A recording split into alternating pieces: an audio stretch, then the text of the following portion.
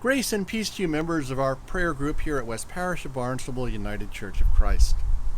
If you have specific prayer concerns or celebrations you would like included next week, please email me or call the office. I'll be glad to add them in. Now, by way of prayer concerns and celebrations this week, let's start off with some major celebrations. First of all, Jean Birch was back in worship on Sunday, recovering from her hip surgery. It's delighted to see her again. I'm also delighted to say that we've taken off of our prayer list Xander Cowan, the teenager in Sandwich who was a passenger in a car accident and was in the hospital for several months. He's largely recovered and he's back to work in his landscaping business. Hallelujah. Way to go, Sander.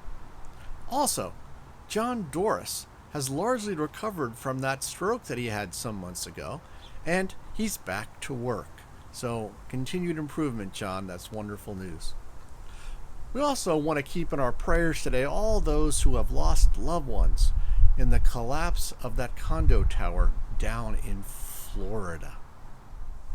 We had our annual meeting this past Sunday, and it's always like the first day of summer vacation after that, because West Parish just seems to settle into a more relaxed rhythm after annual meeting for the 2 months to come over the summertime. So today, I simply have a reading from Frederick Buechner. It's from his book called Listening to Your Life, Daily Meditations.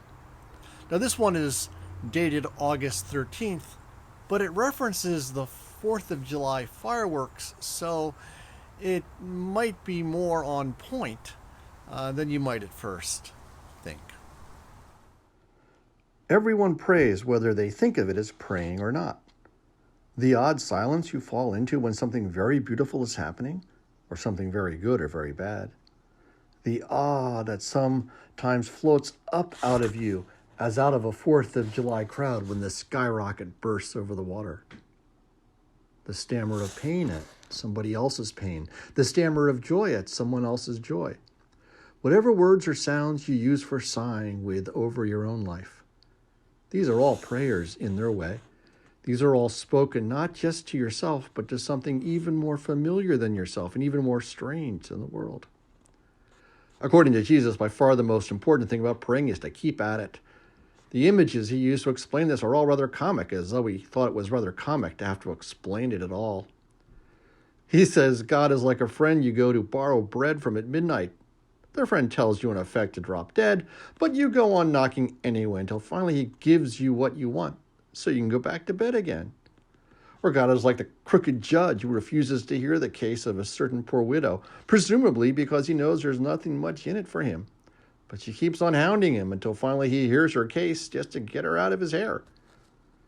Even a stinker, Jesus says, won't give his own child a black eye when he asks for peanut butter and jelly, so how all the much more will God give when his children? Be importunate, Jesus says.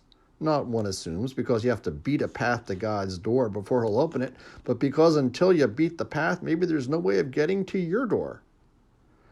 Ravish my heart, John Donne wrote. But God will not usually ravish. God will only court. And so let us continue in the spirit of prayer, asking that God watch over and care for those on our prayer list as we listen to Steve Gregory playing America.